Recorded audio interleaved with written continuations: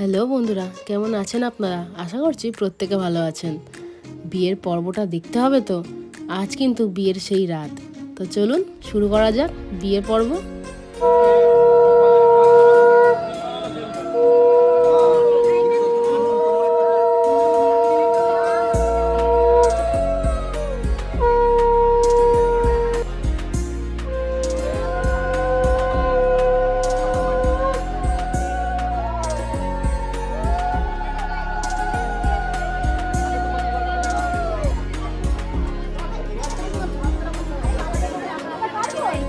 এখানে কিন্তু প্রত্যেকে ভাইকে বরণ করে নিচ্ছিল।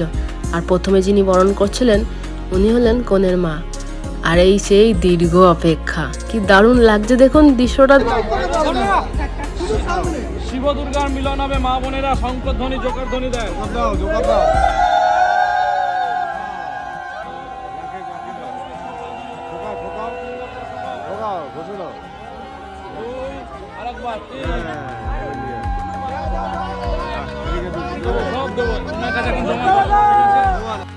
প্রত্যেকে আপনারা নিশ্চয়ই অপেক্ষা করছিলেন মিষ্টি কনের মুখটি দেখবেন বলে। কেমন লাগছে বলুন তো? দুজনকে কিন্তু বেশ মানিয়েছে। আমার চোখে তো ভালোই লাগবে, আপনারা কিন্তু জানাবেন কেমন লাগছে।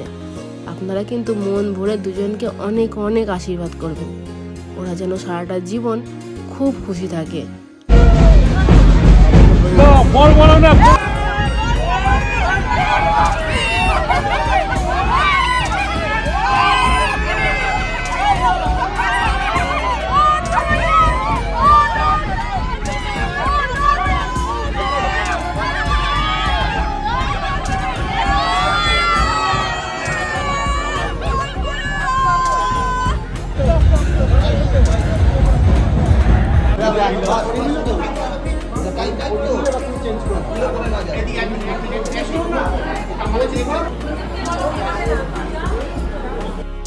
হুট করে যেন মনে হলো একটা যুদ্ধ শুরু হয়ে গেল।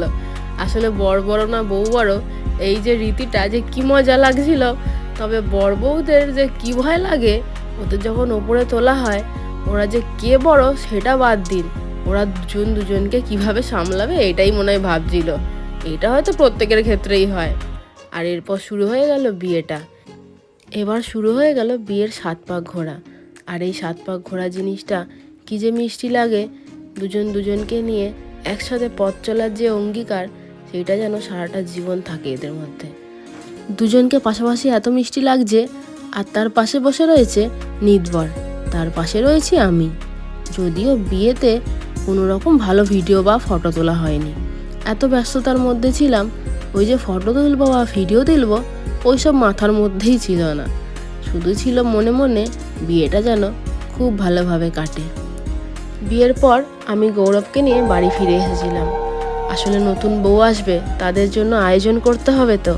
এখানে কিন্তু বিদায়ী পর্ব শুরু হয়ে গেছে। আর এই প্রত্যেকটা ফুটেজ পাওয়ার জন্য অনেক ধন্যবাদ জানাই আমার বরমশাইকে। উনি সারাটা রাত ওখানে থেকে এদের ফুটেজগুলো কিন্তু তুলেছিল, তার জন্য আমি তার কাছে অনেকটাই কৃতজ্ঞ।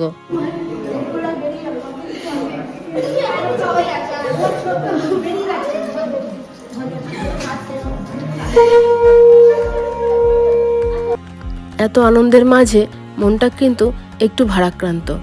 আসলে মেয়ে বিদায় বলে কথা।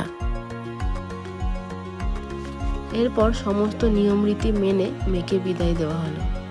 এই বিদায়ের সময় সবার মন তো কষ্ট পাবেই, তবুও নতুন সংসার শুরু করবে এই আনন্দ কিন্তু সবার মনে অনেক অনেক গুণ বেশি ছিল। আর নতুন বউ ঘরে ঢোকার আগে আমাদের রীতি রয়েছে মন্দিরে গিয়ে ঠাকুর প্রণাম করা। এই রীতিটা মনে হয় শুধু আমাদের নয়, প্রত্যেকের মধ্যেই রয়েছে।